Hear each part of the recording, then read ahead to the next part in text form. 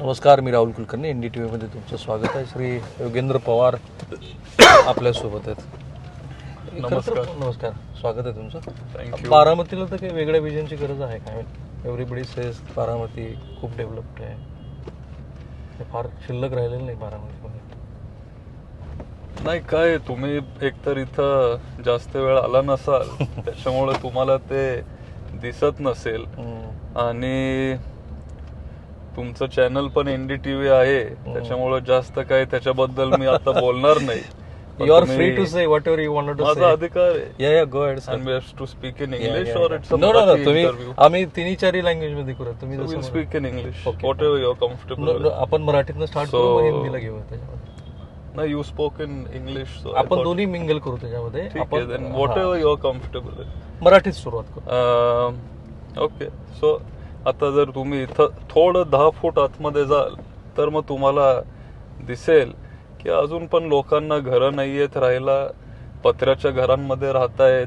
एका दृष्टीने तुम्हाला इथं ब्युटिफिकेशन तुम्हाला दिसत असेल, पण काय किती तुम्ही ब्युटिफाय केलं कुठल्या गोष्टीला, जर आतमधून जर ते काय म्हणतो मोकळं असेल तर मग त्या ब्युटिफिकेशनचा काही उपयोग होत नाही. आणि जो खरा विकास जर कुणी केला असेल, शाश्वत विकास जे आपण म्हणतो, ते पवार साहेबांनी केला. आणि तसला विकास एखाद्या वेळेस आपल्याला दिसत नसेल. मोठे मोठे बिल्डिंग असतील हे तुम्हाला दिसतात, पण जे लोकांच्या शेतामध्ये जे पाणी आलं, ज्याच्यामुळे त्यांचं उत्पादन वाढलं, जो 20 टन शेती करत होता आता तो 40 टनावर गेला, त्या मार्गदर्शनामुळं ते तिथं जाऊन आपल्याला बघावं लागतं. आणि ते जर तुम्ही केलं तर मग तुम्हाला तो खरा विकास तिथं दिसेल. MIDC ला आता जर तुम्ही गेला, ती MIDC पवार साहेबांनी आणली. तिथं अनेक कंपन्या पण ते तिथं घेऊन आले. भारत फोर्ज असेल, पियाजो, डायनामिक्स. आणि त्याच्यामुळं रोजगारचा प्रश्न तिथं मार्गी लागला. तर पूर्वी आपण लहानपणापासून मी ऐकत आलोय बारामती मॉडेल. एखाद्या वेळेस विचारणार होतं की तुम्ही पण ऐकला असेल की डायनामिक्स कंपनी ही का आणली, कारण अॅग्रो बेस्ड कारखाने आले पाहिजेत. इथं दूध धंदा वाढत गेला, काहीतरी जोडधंदा असला पाहिजे शेती करत असताना. सो मग इथं गाई गुरं लोकांनी विकत घेतली, पोल्ट्री छोटे उभे केले, दूध अंडी विकून ते त्यांचं रोजचं आयुष्य ते तिथं जगतात. आणि त्या दुधाला मार्केट मिळावं, त्याच्यामुळे डायनामिक्स कंपनी आणि सगळे जे आपले प्रॉडक्ट आहेत, डेअरी प्रॉडक्ट्स, ब्रिटॅनियाचे जास्त करून पनीर, बटर, चीज, हे सगळं आता आपल्या डायनामिक्सला ते बनवतात, ज्याच्यामुळं आपल्या तिथं दुधाला एक योग्य तो भाव मिळतो. आणि हे जे महत्वाचे प्रश्न आहेत ना, त्याच्यामुळं सर्वसामान्य गोरगरीब शेतकऱ्यांचं आयुष्य ते तिथं सुधारत गेलं. पण आता जे आपल्याला जे बाहेरून लोक येतात, जे त्यांना दिसतं की ब्युटिफिकेशन तुम्हाला दिसते, मोठी इमारत दिसेल, असं म्हणजे वरवरचं फक्त झालेलं, पण तिथं तो विकास फक्त त्या ठेकेदाराचा झाला किंवा त्या कॉन्ट्रॅक्टरचा झाला. इतके योगेंद्र पवार थेट बोलतील असं मला वाटलं नव्हतं, म्हणून मीच थोडं जपत म्हणालो की मग ते बारामतीचं मॉडेल आहे, बारामतीच्या विकासाची देशाच्या पंतप्रधानांनी चर्चा केली. तसं नाहीये. आता बारामती मॉडेल हे जे पवार साहेबांनी केलं त्याला बारामती मॉडेल म्हणतो. आणि तुमचे अरुण जेटली ते इथं जेव्हा आपल्यामध्ये बारामतीमध्ये आलेले, आम्ही त्यांचं खूप रिस्पेक्ट करतो, खूप मोठे नेते होते, तेव्हा जेव्हा ते इथं आलेले तेव्हा त्यांनी सांगितलं की अगर ऐसे देश में 100 बारामती मॉडल अगर पवार साहब ने बनाए फिर अपना देश आगे जा सकता है. एक डेव्हलप्ड कंट्रीमध्ये आपलं देश तिथं तसं होऊ शकतं. आणि त्या पद्धतीचा विकास खऱ्या अर्थाने पवार साहेबांनी केला. पाणी इथं सुरुवातीला साहेबांनी आणलं, जानाई सिरसाई, पुरंदर उपसा, हे सगळे मोठे योजना आहेत. उपसा सिंचन योजना त्यांनी इथं आणले, बंधारे बांधले. आणि ही सगळी कामं केल्यामुळं खऱ्या अर्थानं सर्वसामान्य लोकांचा तिथं विकास झाला. अलीकडं असं वाटतं की फक्त ठराविक क्लास जो आहे ते तिथं आपल्याला पुढे जाताना दिसतात. ओके. अरे इतक्या म्हणजे एखाद्या कसलेल्या पत्रकारांनी एकत्रित बसून बारामतीच्या विकासाची सविस्तरपणे चिकित्सा करावी अशी योगेंद्र पवार यांनी चिकित्सा केली. काही पत्रकारांशी मी बोललो, जी त्यांचं असं म्हणणं की काही पेरिफेरीमध्ये बारामती शहराचा विकास झाला, ज्याची तुम्ही आता भाषा बोलत आहात, आणि तुम्ही असं सुचवत आहात की अजित पवार यांच्या पूर्ण कार्यकाळामध्ये जो काही विकास झाला तो फक्त कॉन्ट्रॅक्टरचा आहे आणि एका विशिष्ट रेडियसच्या बाहेर तो बारामतीचा विकास झालेला नाहीये. रेडियस पण नाही, तुम्ही खूप जेनरस आहात. पण एक रस्ता आहे इथं, तिथं अजून त्याच्या अवतीभवती थोडेफार इमारत झालेत. पण आता एक उदाहरण देतो की इथं मोठं बस स्टँड झालं, त्याची चर्चा पण खूप झाली, तुम्ही बघितलं असेल, सगळ्यांनी ऐकलं असेल. आणि ठीक आहे, म्हणजे जे चांगलं आहे ठीक आहे, म्हणजे चांगला मोठा बस स्टँड बांधलाय, ते दिसायला खूप चांगलं दिसतं. तिथं पैसे पण खूप तिथं काय खर्च झाले. तिथं पैसे पण खूप खर्च झाले. शासनाचे पैसे आहेत, सरकारचे, तुमचे आमचे सगळे पैसे आहेत, ते तिथं वापरले. पण जर तुम्ही ग्रामीण भागात फिराल, तालुक्यामध्ये 60 बसेस बंद झालेत. आपल्या मुलींना यायला जायला तिथं बसची सोय नाहीये. मग मोठा बस स्टँड बांधला, चांगली गोष्ट आहे बघायला किंवा काहीतरी. ते मुली बसत नाहीत का, बस जात नाही, बस जातच नाहीये. बहुधा ही परिस्थिती महाराष्ट्रात सगळीकडे का इथं स्पेसिफिक इथं आहे. आता मी इथं जास्त लक्ष देतोय, त्याच्यामुळे मला बाहेरचं सांगता येणार नाही. पण ग्रामीण भागात जर तुम्ही फिराल तर हे सगळे बसेस 3-4 वर्षापासून बंद झालेत. आमचं म्हणणं काय की जर बस स्टँड चांगला केला असता, पण थोडा साधा केला असता, एवढे पैसे खर्च केले नसते, आणि ते बसेसची जर सुविधा तुम्ही चांगली केली असती, जे जुने बसेस झाले ते नवीन करायचे, जे बस बंद पडले ते परत सुरू करायचे, त्या बसेसचं सर्व्हिसिंग, मेंटेनन्स, हे सगळं जर आपण केलं असतं तर मग सामान्य लोकांना जास्त त्याची सुविधा झाली असती. एवढंच आमचं म्हणणं आहे. मग विकास तुमचं डेफिनेशन काय आहे? आता आम्ही काय, बघा, आमच्यासारखे लोक जे तुम्हीच म्हणता की बाहेर नाही येऊन बघतात, आम्ही काय बघतो की अजित पवार नावाचं एक मोठं टॉलेस्ट लिडरशिप होती, जे 4 वेळेला उपमुख्यमंत्री होते, वित्तमंत्री होते, आणि त्यांच्यावरती आमच्या भागापासून, म्हणजे मी मराठवाड्याचा आहे म्हणून, सगळ्या भागातले लोक असं म्हणायचे की सगळा निधी जो आहे तो अजित पवारांनी बारामतीला नेला, बारामती चकाचक केली. हेच आमचं रिडिंग आहे अजित पवारांच्या. टॉलेस्ट लीडर एकतर शरद पवार साहेब आहेत, फक्त बारामतीत नाही तर आपल्या अख्ख्या राज्यामध्ये. जर लोकनेता म्हणून जर कोणाची ओळख असेल तर ती पवार साहेबांची आहे. आणि ते होते किंवा त्यांचा आशीर्वाद होता, त्यांचे जे काय संबंधित लोक असतील, त्यांचं नेटवर्क असेल, त्यांचे दिल्ली मधले सगळे मित्र असतील, संबंध असतील, त्याच्यामुळं त्यांचं विजन असेल, दूरदृष्टी असेल, त्याच्यामुळं खरं तर बारामतीला, नंतर महाराष्ट्राला आणि देशाला एक आकार चांगल्या पद्धतीने आला. चांगलं काम ते तिथं करू शकले, ते त्यांनी करून दाखवलं. त्याच्यामुळं इथे काय एकट्याचं कोणाचं नसतं, एक टीम वर्क तिथं होतं, आणि एक टीम म्हणून हा विकास इथं आपल्याला झालेला दिसतोय. ओके. श्री अजित पवार पहाटे सकाळी उठतात, जे लोक येतात, ज्यांची कामं होणं शक्य आहे, त्यांच्या कामावरती लगोलग सही करतात. बारामतीतला कुठलाही प्रश्न असेल तर त्या व्यक्तीनं मुंबईत यायचं नाही, इथपर्यंत अजित पवार यांनी नियोजन करून ठेवलेलं आहे. अजित पवारांनी पुणे जिल्ह्याचं जर संभावित विभाजन झालं तर इतक्या प्रशासकीय इमारती करून ठेवल्यात की आता काही गरजच नाही, एक सही उपविभाग काय ज्या डिव्हिजनल कमिशनरची, आणि बारामतीचा जिल्हा झाला. हे आमचं रिडिंग आहे बारामती. तसं नाहीये. काय की ठराविक लोक किंवा जे प्रोपगॅन्डा असतं ते तुमच्यापर्यंत पोहोचत असेल, पण तुम्हाला मी विनंती करतो की जे सर्वसामान्य लोक आहेत, सर्वसामान्य लोक म्हणजे लोअर मिडल क्लास असेल, मिडल क्लास असेल, त्यांच्याशी तुम्ही बोला आणि समजून घ्या की नक्की त्यांचे जे काय अडचणी असतील, जे काय त्यांचे प्रश्न असतील, ते मार्गी लागलेत की नाही लागलेत. पण काय म्हणतो, जरा सामान्य लोकांशी बोला. तुमच्या बोलण्यात मगाशी पासून 3 वेळाला तरी किमान कॉन्ट्रॅक्टरच्या संदर्भातला संदर्भ आला. तुम्ही असं सुचवताय की अजित पवारांचे कार्यकर्ते म्हणजे कॉन्ट्रॅक्टर आहेत. त्यांचे कार्यकर्ते किंवा सारखं म्हणजे अजित पवारांचं नाव सारखं घेणं हे मला योग्य वाटत नाही, कारण एकदाही मी त्यांचं नाव घेतलेलं नाहीये.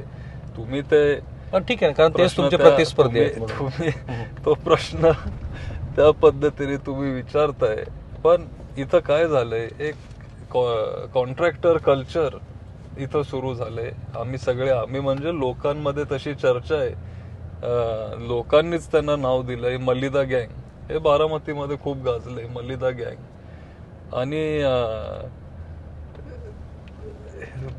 मलिदा गँग नक्की काय आहे की आता जे काही निधी इथं येतात किंवा जे काही निधी आलंय, फॉर एक्झाम्पल तुम्ही म्हणताय, तर ते सगळं निधी काय ना काहीतरी कुठल्या ना कुठल्या तरी आपल्या गव्हर्नमेंट टेंडर मध्ये जात असतं.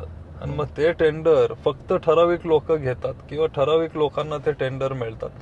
आज मी कुणाची नावं इथं घेत नाहीत किंवा तुम्हाला सांगणार नाही, पण जेव्हा तुम्ही परत शहरामध्ये जाल तेव्हा कुणालाही विचारा, 4 वेगळ्या वेगळ्या लोकांना विचारा, ते तुम्हाला तीच नावं सांगतील. योगेंद्रजी, मी गेली 25 वर्ष पत्रकारितेत आहे. जी. मी अजित पवारांशी निगडीत असलेल्या प्रत्येक घडामोडी गेल्या 25 वर्षात कव्हर केल्या. त्यांच्या सिंचन घोटाळ्यासंदर्भात त्यांच्यावर झालेले आरोप, मी मेंढेगिरी समितीचा अहवाल ब्रेक केला, मी चितळे समितीचा अहवाल ब्रेक केला, मी विजय पांढरेंचा प्रकरण महाराष्ट्रापासून दिल्लीपर्यंत कव्हर केले.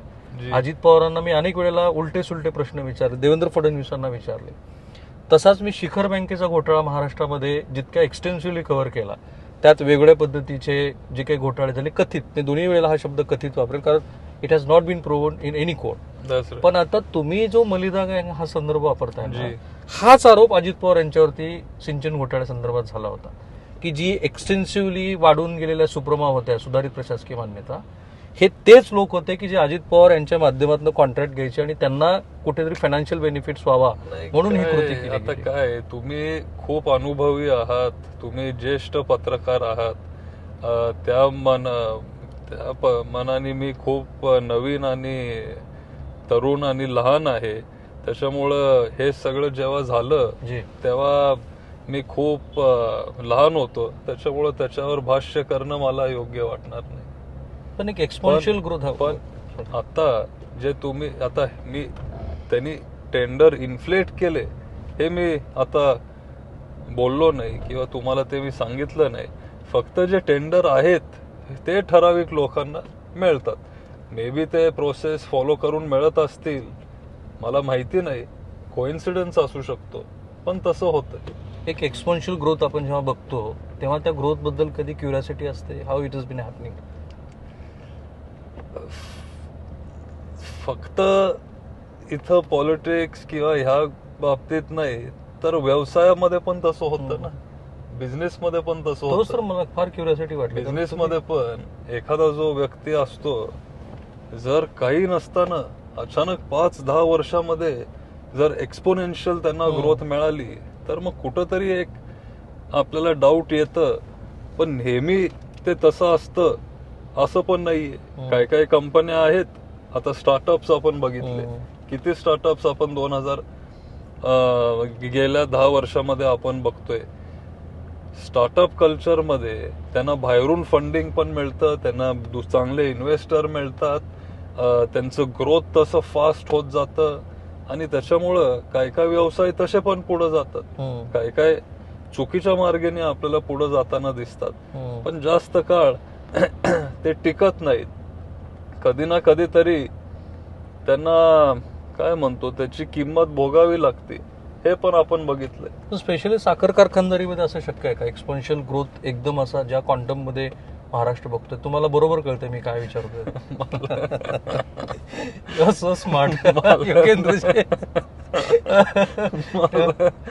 मला खरंच माहिती नाहीये तुम्ही काय तुम्ही म्हणजे बरोबर जे टार्गेट हिट केलंय. फक्त आता इकडून व्यक्ती कशा बदलतात योगेंद्रजी? सॉरी, व्यक्ती कशा बदलतात? ज्या लहानपणापासून आपण एखाद्या व्यक्तीकडे बघत असतो त्या व्यक्तीमध्ये ग्रॅज्युअल चेंज दिसायला लागतो आपल्याला. नाही काय काय वेळेला म्हणजे कुठल्या एका व्यक्तीवर मी बोलत नाही, ते आपल्याला पण आपण पण तसं बदलत असतो. काही काही वेळेला तुम्ही मी पण आय थिंक परिस्थिती त्या व्यक्तीला बदलते. किंवा जे सिच्युएशन असतं किंवा ते तुमचे सर्कमस्टॅन्सेस आपण म्हणतो इंग्लिशमध्ये, की सर्कमस्टॅन्सेस एखाद्याला त्या पद्धतीने म्हणजे बिकॉज ऑफ द सिच्युएशन और because of the circumstance the person might behave in a certain way. Not only anybody particularly. It could be us also. It could be you also. I completely agree. With me also. But why did I ask असं you होत this असतं. question? की एक तुमच्याबद्दलची अशी एक धारणा आहे, आता ती सत्यता किती आहे ते तुम्ही मला सांगा, की योगेंद्र पवार यांचे वडील कुठल्या ना कुठल्या तरी कारणानं वेगवेगळ्या गोष्टीमध्ये अडचणीत आले होते. ते आपल्या सख्ख्या भावाकडे गेले, त्यांनी आपली अडचण त्यांना सांगितली, ती काही मदत त्यांच्याकडनं अपेक्षित मिळाली नाही. I am just asking you, कारण हे पण क्लॅरिटी महाराष्ट्राला येऊ दे. पण जेव्हा गुड यू आस्क. करेक्ट, आणि जेव्हा ते श्री शरद पवार यांच्याकडे गेले तेव्हा मात्र अपेक्षित अशी मदत मिळाली. नाही. एक पॉवरफुल सक्का भाऊ मदत करत नाही. अहो कसं शक्य आहे? तुम्ही विचार करा ना, जर खरंच अडचणीत असते तर त्यांच्या भावानी त्यांना मदत केली असती. साहेब तर मदत करतच आलेत, सगळे भावांनी पण मदत केली, सगळे एकमेकांना मदत करत असतात. माझ्या वडिलांनी पण मदत केली आहे. पण तुमच्या वडिलांनाही अजित पवारांनी मदत केली आहे जेव्हा गरज होती तेव्हा. जेव्हा सगळ्यात जास्त गरज होती तेव्हा साहेबांनी मदत केली. अलीकडच्या काळात मला तोच अलीकडच्या काळात नाही, ही खूप जुनी गोष्ट आहे. ह्याला आता 15-20 वर्ष झाले असतील, जेव्हा माझे वडील काय म्हणतो जेव्हा सगळं सेटल करण्याचा प्रयत्न करत होते, व्यवसाय वाढवण्याचा प्रयत्न करत होते, तेव्हा खूप जास्त आपली अडचण वाढलेली, कर्ज खूप त्यांच्या डोक्यावर वाढलेलं, खूप असे म्हणजे डिफिकल्ट दिवस, अडचणीचे दिवस ते त्यांना बघावे लागले. आणि त्या काळात पवार साहेबांनी त्यांना मदत केली. काय अशी आर्थिक मदत वगैरे अशी अजिबात नाही, पण एक गायडन्स की कसं करायचं किंवा व्यवसाय कसा आता ह्याच्यातून बाहेर कसं निघायचं किंवा कुठल्या पद्धतीने काम करायचं, थोडं गायडन्स आपण जे म्हणतो, ज्येष्ठ लोक आपल्याला मार्गदर्शन कसं करतात त्या पद्धतीने त्यांनी मदत केली. पण त्यांच्या भावांनी पण त्यांना मदत केली, including Ajit Pawar. Of course his brother is Ajit Pawar. Right. नाही असं नाही, everybody helps each other in the family. मी 2017 पासून पवार कुटुंबातल्या वेगवेगळ्या मतभेदाच्या बातम्या कव्हर करत होतो, आणि दरवेळेला ते मतभेद झाले की एकाच व्यक्तीचं नाव यायचं की ज्याने खूप यशस्वी मध्यस्थी केलेली आहे, आणि ते तुमचे वडील असायचे. So how was the relationship between Ajit It Pawar? was very good, very, very, very good. In fact, I'll tell you, in 2019, when that early morning oath ceremony happened, swearing in happened, मी तर लहानपणापासून पवार साहेबांचा फॅन आहे, त्याच्यामुळे माझा काही कधी प्रश्न झाला नाही. पण जेव्हा ते स्वेअरिंग इन झालं तेव्हा माझे आई वडील तिथे गेलेले स्वेअरिंग इन साठी, आणि तेव्हा पण मी त्यांना सांगितलं की मी काय येणार नाही, मी पवार साहेबांसोबत आहे. ही तेव्हा पण तशीच भूमिका होती. वय तुमचं तेव्हा किती 25-26 असेल, कारण मी साहेबांसोबत लहानपणापासून मी साहेबांसोबत आहे. काय आणि जेव्हा सगळे एकत्र होते तेव्हा सगळ्या कुटुंबाला माहिती होतं की हा तर साहेबांबरोबरच असतो, त्याच्यामुळं कुटुंबासाठी हे काही सरप्राइझिंग नव्हतं. पण बाहेरच्या लोकांना ते कुठंतरी वेगळं वाटलं असेल की अरे हे असं कसं काय.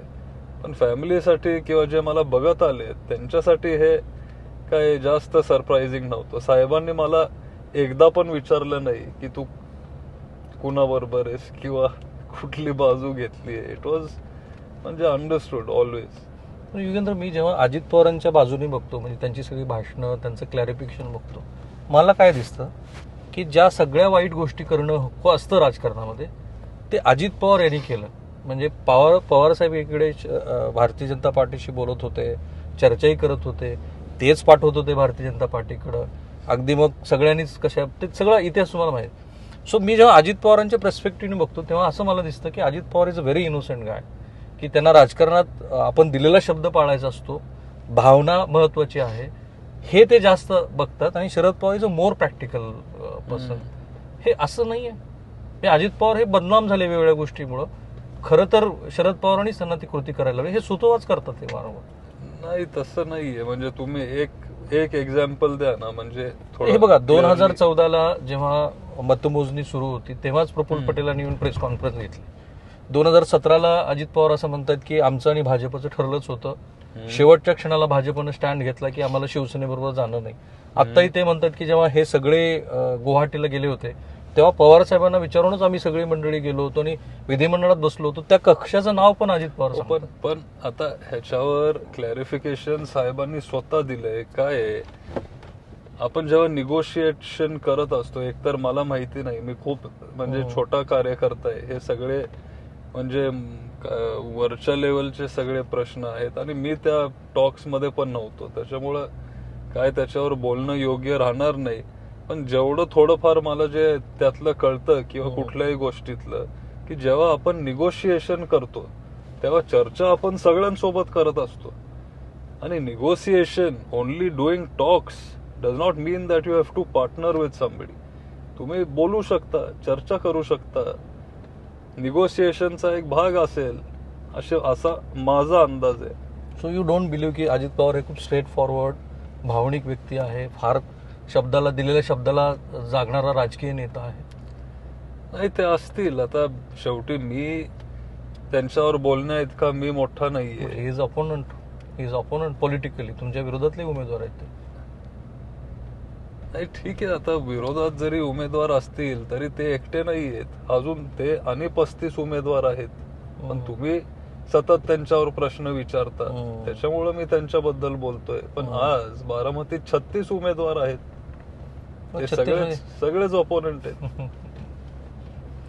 योगेंद्र पवार यांचं बारामतीबद्दलचं विजन काय? विजन की आपल्याला सामाजिक परिवर्तन करायचंय, आपल्याला शाश्वत विकास करायचा आहे. साधारण 10-12 पॉइंट मी लिहून ठेवलेले जे आपल्याला पुढे न्यायचे आहेत आणि त्या पद्धतीने आपल्याला काम करायचंय. एक तर सगळ्यात महत्वाचा म्हणजे पाण्याचा प्रश्न आहे, तो मार्गी लावायचा आहे. आमच्या 23-24 गावांमध्ये आज प्यायला पाणी नाही, त्याच्यामुळे तो प्रश्न मार्गी लावायचा आहे. बेरोजगारी खूप वाढत गेली, आपल्याला नवीन इंडस्ट्री बारामतीत आणायची आहे. आपल्याला इथं काय ठिकाणी फॉरेस्टचा प्रश्न आहे, तो प्रश्न आपल्याला मार्गी लावायचा आहे. शेतकऱ्यांना योग्य तो भाव मिळत नाहीये, आपल्याला चांगला भाव त्यांना कसा देता येईल ह्याच्यावर आपल्याला लक्ष केंद्रित करावं लागेल. मला इथं माझं पर्सनल एक स्वप्न आहे की हिंजवडी सारखं, सरळ घे रे, हिंजवडी गावातून घे सूरज, हिंजवडी सारखं एक IT पार्क मला बारामतीमध्ये उभं करायचं आहे. आज अनेक मुलं मुली हैदराबाद, बँगलोर इथं वेगळ्या वेगळ्या ठिकाणी नोकरी करायला जातात इथं शिकून. जर इथं आपण एक इकोसिस्टीम त्यांच्यासाठी तयार करू शकलो तर मग इथं अजून रोजगार आपण निर्माण करू शकू आणि एक IT पार्क सारखं आपण तिथं एक क्षेत्र आपण तयार करू शकतो. गार्बेज डिस्पोजल आज मोठा प्रॉब्लेम आहे. मग आपण कचरा व्यवस्थित गोळा करून त्याला कलेक्ट करून त्याला इस्रायलमध्ये वेस्ट टू एनर्जी प्लांट्स आहेत कचऱ्यासाठी, ते सगळं आपण जाळून जर त्याच्यातून काय बायोगॅस किंवा वीज किंवा असं काहीतरी जर तयार करू शकलो तर मग एक चांगली सिस्टीम आपण तयार करू शकू. आपले नद्या जे हक्काचं पाणी आहे, नीरा नदी आहे, करा नदी आहे, एवढं दूषित आणि घाण ते पाणी झालंय because of no concern to the environment.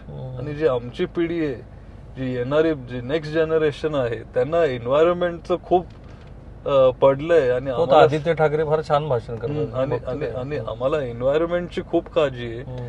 त्याच्यामुळे हे जे हक्काचं पाणी आहे ते आपण स्वच्छ केलं पाहिजे, साफ केलं पाहिजे. ते पाणी आपण चांगल्या पद्धतीने वापरू शकतो की नाही हा आपण विचार केला पाहिजे. मग पुण्यानंतर बारामतीची ओळख शिक्षणाचं माहेरघर म्हणून आपण एक ओळख इथं निर्माण केली पाहिजे. बऱ्यापैकी ती ओळख आता होत चालली आहे, पण ते अजून चांगल्या पद्धतीने आपण केलं पाहिजे. आता विद्याप्रतिष्ठान ही आपली शिक्षण संस्था आहे. आपल्या भारतातलं पहिलं आर्टिफिशियल इंटेलिजन्स म्हणजे मराठीमध्ये म्हणतो कृत्रिम बुद्धिमत्ताचं कॉलेज, सेंटर ऑफ एक्सलन्स पहिलं देशात हे बारामतीत येत आहे. पवार साहेबांचं विजन आहे. अनेक गोष्टी आहेत. तुम्ही शेती भीतीकडे लक्ष देता का? हो, ऑफकोर्स. KVKच्या माध्यमातून आपण शेतकऱ्यांसाठी काम करतो. माझी स्वतःची एक संस्था आहे, संस्थेचं नाव आहे मोर्फा. अच्छा. हे मी खूप सुरुवातीला सुरू केलेली संस्था आहे. मोर्फा. त्याला आता 7-8 वर्ष झाली असतील. मी स्वतः शेतकरी आहे, स्वतः मी शेती करत असतो. दारं वगैरे होता तुम्ही? सॉरी, दारं वगैरे म्हणजे पाणी वगैरे उसाला देता का फक्त जाऊन पाणी वगैरे करता? नाही, आता आपण गडी ठेवलाय, तो गडी ते बघतो, कारण शेवटी मला वेळ देणार. दुसरी पण कामं असतात. पण तुमचं विजन मी ऐकलं, आता बारामतीकरांना तुमची पूर्ण ओळख आहे. मोर्फाचं मी सांगतो. सॉरी, मोर्फा म्हणजे Maharashtra organic residue free farmers association. आपण काय करतोय, कुठंतरी ऑर्गॅनिक आणि रेसिड्यू फ्री फार्मिंग वर आपण तिथं फोकस करतोय. कारण जे पेस्टिसाइड्स असतील किंवा जे केमिकल्स असतील आपल्या फार्मिंग मध्ये ते खूप वाढत चाललेत. त्याच्यामुळे नॅचरल फार्मिंग मध्ये जास्त माझा तिथं फोकस आहे, जोर आहे, आणि त्याच्यावर आपण बऱ्याच वर्षापासून काम करत आलोय. राईट. तुमची पूर्ण ओळख आहे बारामतीकरांना, पण महाराष्ट्रात तुम्हाला बघतोय.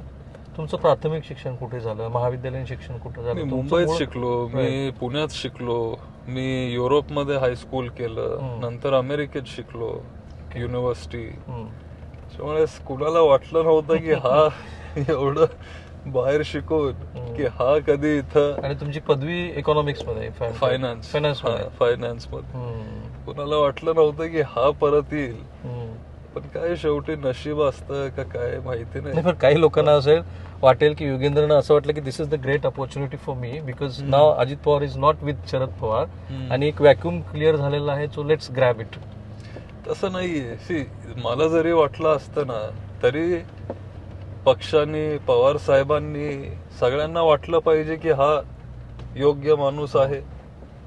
फक्त मला वाटेल त्याच्यामुळे मला मिळेल असं नसतं ना. अनेक लोकांना वाटतं, पण सगळ्यांनाच सगळं मिळत असतं तसं नाहीये. मी आज नाही, अनेक वर्षापासून मी बारामतीत काम करतोय. 5-6 वर्षापासून मी इथं काम करत आलोय. विद्या प्रतिष्ठानच्या माध्यमातून माझा इथं कारखाना आहे, छोटा एक व्यवसाय.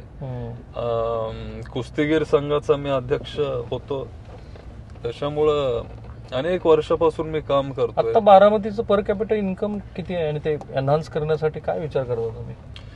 आता पर कॅपिटल इन्कम त्या एवढे डिटेल्स नाही तुमच्याकडे? थोडं म्हणजे कमी आहे, कारण गरीब लोक जास्त आहेत. पण पर कॅपिटल इन्कम जे तुम्ही म्हणताय त्याच्यावर पवार साहेबांनी काम केलं, आणि पवार साहेबांच्या काळात बरं झाला प्रश्न विचारला.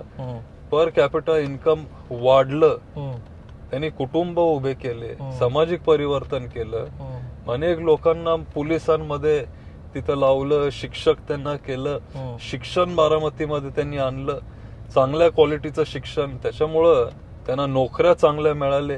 जे मजुरी काम केलं असतं एका ज्यांनी, त्यांना आज चांगलं एक सॅलरीड तिथं नोकरी मिळती. आणि ह्याला आपण खरा विकास म्हणतो. त्या पद्धतीचा विकास आपल्याला करायचा आहे, आणि हे जास्त अवघड आहे. आणि साहेबांनी जेव्हा बारामतीची पाया बांधली तेव्हा हे सगळं त्यांनी केलं. त्याच्यामुळं आज पण बारामतीकर साहेबांना विसरायला तयार नाहीये. राईट. आतापर्यंतच्या तुमच्या बोलण्यातनं मला असं जाणवलं होतं की तुम्ही इमोशनल आहात बऱ्यापैकी, पण जेव्हा इतका मोठा निर्णय घेतला तेव्हा अजित पवार काय बोलतील, आपल्याच सख्या काकाबद्दलची किंवा त्यांच्या कुटुंबातल्या सदस्यांची रिॲक्शन काय येईल याचा विचार केला, आणि खरंच तशी रिॲक्शन आली? नाही, मी विचार केलेला. मला वाईट पण वाटतं, नाही असं नाही. म्हणजे साहजिक आहे, कुणालाही वाईट वाटेल. शेवटी कुटुंबामध्ये, कुठल्याही कुटुंबामध्ये जेव्हा हे सगळं होत असतं, it's not a good thing, it's not a positive thing, it's unfortunate. आणि विचार मी केला, पण शेवटी लहानपणापासून मी पवार साहेबांना एक आदर्श म्हणून मानत आलोय. रोल मॉडेल किंवा एक आपण आयडॉल डोळ्यासमोर आपण ठेवतो, आणि नेहमी ते माझ्यासाठी ते होते. आणि दुसऱ्या बाजूला हाही विचार आला की जेव्हा पक्ष फुटलं, सगळे आमदार सोडून गेले, जेव्हा कुटुंबामध्ये हे सगळं झालं, साहेबांना किती वाईट वाटलं असेल, पण त्यांनी ते कधी दाखवून दिलं नाही. आणि त्याच्यामुळं कुठंतरी वाटलं की एक नातू म्हणून आपण आपल्या आजोबा सोबत राहिलं पाहिजे. आणि ज्यांनी मला मदत केली, हम्म. ज्यांनी मला गाईड केलं, ज्यांनी मला वेळ दिला, प्रेम दिलं, हे कुठंतरी वाटतं की माझं कर्तव्य आहे की आता जेव्हा त्यांना सगळ्यात जास्त गरज होती तर मी एक नातू म्हणून त्यांच्या सोबत उभं राहिलं पाहिजे. आणि त्याच्यामुळं मी तो स्टेप. काका पण असाच विचार करत असतील की मला काय? पुतण्यानी साथ द्यायला पाहिजे होती. पण ते विचार ते करत असतील, पण लहानपणापासून साहेबांनी मला वेळ दिली, जास्त वेळ दिली. अच्छा, तुमचं त्यांचं लहानपणापासून लहानपणापासून ट्युनिंग, आता नाही, हम्म. असं अचानक असं झालं नाही, बऱ्याच वर्षापासून. हे मोर्फा आता 7-8 वर्षापूर्वी पण काढलं. काकाशी तुमचं कधी असं वैयक्तिक बोलणं, भाषण, नाही, चर्चा, नाही, गप्पा नाही, कधीच नाही, नाही? नाही. किंवा तुमच्या चुलत भावांशी नाही, कधी? चुलत भावांशी होतं, पण काकांशी माझं तेवढं ट्युनिंग म्हणजे साहेबांनी एवढं तर कधीच नव्हतं. So how do you see Ajit Pawar as a individual? नाही, there is lot of good qualities Hmm. about him as well. Of course, he works very hard and काम करायची पद्धत त्यांची चांगली आहे. ते खूप कष्ट घेतात, ते खूप वेळ देतात आणि काय म्हणतो ऍडमिनिस्ट्रेशन, ते इज अ गुड ऍडमिनिस्ट्रेटर. त्यांचे पण खूप चांगले क्वालिटीज आहेत. ते फॅमिलीला पण वेळ देतात आणि नेहमी he was a family man. पण आता काय झालं ते मला पण काय कळत नाही. एवढं सगळं तुम्ही कौतुक केलं, पण अशा काही क्वालिटीज असतील की ज्या not up to the market. काय शेवटी कुणावर काही नेगेटिव्ह बोलणं हा माझा स्वभाव नाहीये. आणि ते माझे काका पण आहेत, ते माझ्यापेक्षा वयाने मोठे आहेत आणि जे आपल्यापेक्षा मोठे असतात त्यांना आपण रिस्पेक्ट केलं पाहिजे. हे शिकवण आम्हाला मिळालंय आणि बऱ्यापैकी ही महाराष्ट्राचीच संस्कृती आहे. त्याच्यामुळं पण तुम्हाला केव्हा जाणवलं की काका आणि पुतण्यामध्ये not always good in terms of, I am talking about Sharad Pawar आणि अजित पवार, की हे बरोबर त्यांच्यात नाहीये टर्म्स म्हणून? खरं सांगायचं असेल तर may be you can say 2019. ते सकाळचा शपथविधी का त्याच्या आधीपासून? म्हणजे अराउंड दॅट मे बी. पण मग नंतर सगळं ठीक झालं. परत साहेबांनी त्यांना घेतलं, उपमुख्यमंत्री केलं, त्याच्यानंतर लीडर ऑफ ऑपोजिशन पण केलं. त्याच्यामुळे मला वाटलं की आता ठीक आहे, सगळं परत बॅक टू नॉर्मल होऊन जाईल. अनफॉर्च्युनेटली तसं नाही झालं. तेव्हा तुमच्या वडिलांनी काही मध्यस्थी केली होती शरद पवार आणि अजित पवारांमध्ये समेट घडून आणतात का? आम्ही बघायचो की कायम तुमच्या वडिलांचाच त्यात नाव यायचं की ह्यांनी मध्यस्थी केली. नाही, असं मध्यस्थी किंवा असं म्हणणार नाही, पण शेवटी एक भाऊ म्हणून नेहमी ते त्यांच्या मोठ्या भावासोबत राहिले, नेहमी. आणि नेहमी ते त्यांना एक सपोर्ट करत राहिले, साथ देत राहिले. पण जेव्हा लोकसभेला जे काय झालं, घरातलाच उमेदवार जेव्हा दिला, ते पण सुप्रिया त्यांच्या विरोधात. सुप्रिया हे ह्यांची खूप लहान बहीण आहे, त्यांच्यापेक्षा 10 वर्षांनी ते लहान आहेत. पण त्याची माफी पण मागितली त्यांनी, चूक झाली म्हणाले ते.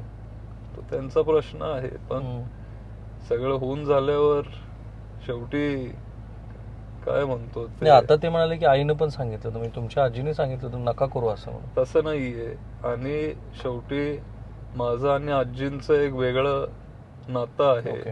हे माझी आजी आहे, लहानपणापासून मी त्यांच्या पण खूप जवळ आहे.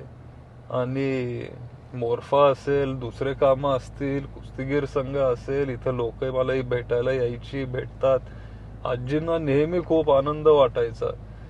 आणि मला वाटतं की आता म्हणजे आजींना ह्या सगळ्या ह्याच्यामध्ये आणणं हे बरोबर नाही. आणि एक मला ते नातं जपायचंय. शेवटी आजी एक इमोशनल नातं असतं, त्याच्यामुळे ते मला ह्याच्यामध्ये आणायचं नाहीये. तुमच्या आईची काय प्रतिक्रिया होती जेव्हा तुम्ही उमेदवारी भरली?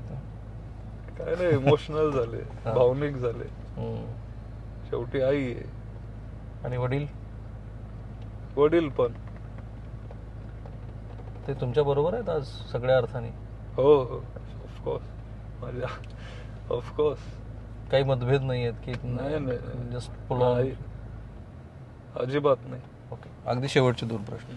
मी सगळ्या मतदारसंघात फिरलो, तुमच्या मतदारसंघात मला असं जाणवलं की लोकसभेला जी नाराजी होती तो प्रवाह निघून गेलेला आहे.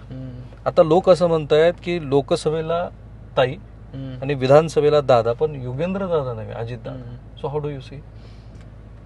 नाही, ते काही ठराविक लोक ते म्हणतात. ओके. पण काय एखाद्या वेळेस काही लोक बदलतात, पण गावाकडं जास्त करून जे लोक असतात ते प्रामाणिक असतात.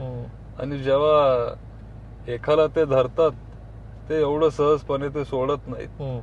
आणि बारामतीमध्ये पत्रकारांशी बोलत असताना लोक भितात. एक दहशत आहे, एक दहशत आहे, अजित पवार नावाची दहशत आहे. एकदम दाटी दहशतीचं राजकारण इथं केलं गेलं लोकसभेला आणि आता पण. त्याच्यामुळे ओपनली बोलायला लोक भितात. पण तुम्ही 23 तारखेला जेव्हा निकाल बघाल तेव्हा तुम्हाला दुसरं चित्र काय असेल 23 बघायला तारखेला मिळेल. Vote of margin Yugendra Pawar यांचं. आणि लोकसभेला पण युट्यूबवर किंवा जिथं कुठल्या प्लॅटफॉर्मवर जर जुने व्हिडिओ जर तुम्ही काढून बघितले तर लोकसभेला पण सगळे कॅमेरा समोर वेगळं म्हणायचे, पण ऑफ कॅमेरा आणि जेव्हा वोटिंग झालं तेव्हा कम्प्लिटली वेगळा एक निकाल आला. आणि त्याच पद्धतीने तुम्हाला आता विधानसभेला पण ते बघायला मिळेल. वोट ऑफ मार्जिन काय असेल असं वाटतं तुम्हाला? आता शेवटी सांगता येत नाही. शेवटी मी काय म्हणतोय, एक ऍस्ट्रॉलॉजर वगैरे असं काही नाहीये. पण एक अंदाज असतो आपल्याला की आता लोकसभेचा निकाल आत्ताच येऊन गेलाय, त्याचा नाही, एक एवढं- अरिथमेटिक तर तयार आहे. केमिस्ट्री अर्थात वेगळी असते विधानसभेची. वेगळं असतं सगळं. आता त्याच्यावर बोलणं मला काही योग्य वाटत नाही. थोडं आता जरा आपला प्रचार वगैरे होऊ दे. आता दिवाळी आहे त्याच्यामुळे जास्त हे 2 दिवस प्रचार पण आपल्याला करता आला नाही. गाठी भेटी वगैरे आपण केले. आज पाडवा होता, तुम्ही बघितलं, खूपच गर्दी होती. साहेबांना भेटायला हजारो लोक आलेली. पण आता थोडं प्रचार दौरा झाल्यावर मी तुम्हाला सांगतो की आपलं लीड किती असेल. ओके, एकच वदंत असते ती म्हणजे शरद पवार साहेबांच्या बद्दल. इतक्या कहाण्या त्यांच्या भोवती खऱ्या खोट्या, आणि ते अनेक वेळेला म्हणतात भूकंप जरी आला तरी तो शरद पवारांनी आणला असं लोक म्हणतील. आत्ताही लोकांना असं वाटतं की ऑल पवार सार म्हणजे ते सगळे एकच आहेत आणि ते एकच आहेत, फक्त आम्हाला दाखवत आहेत अशी अजूनही काही लोकांच्या मनामध्ये चर्चा असते. युगेंद्र पवार, अजित पवार, शरद पवार एकच आहेत. नाही, पण काय कारणच काय? आणि जर खरंच आम्ही सगळे जर असं असतो तर मग एखाद्या वेळेस काय म्हणजे आम्ही हे क्षेत्र सोडून दुसरं कुठलं तरी कला किंवा नट क्षेत्रात जर आम्ही काम केलं असतं तर मग एखाद्या वेळेस शुभेच्छा तुम्हाला, मनपूर्वक शुभेच्छा. आणि तुम्ही जे काही जास्त जास्त यश मिळालं असतं, तसं नाही. थांबूया आपण इथे. युगेंद्र पवार यांनी हे जी मतं व्यक्त केली त्याच्यावर तुमचे काही प्रश्न जरूर असतील ते मी पुढं जेव्हा त्यांची भेट होईल तेव्हा त्यांना जरूर विचारेन. म्हणून या कमेंट बॉक्समध्ये ते तुम्ही जरूर प्रश्न टाका. कॅमेरामन निकेतन माने, मी राहुल कुलकर्णी, NDTV मराठी, बारामती. थँक्यू.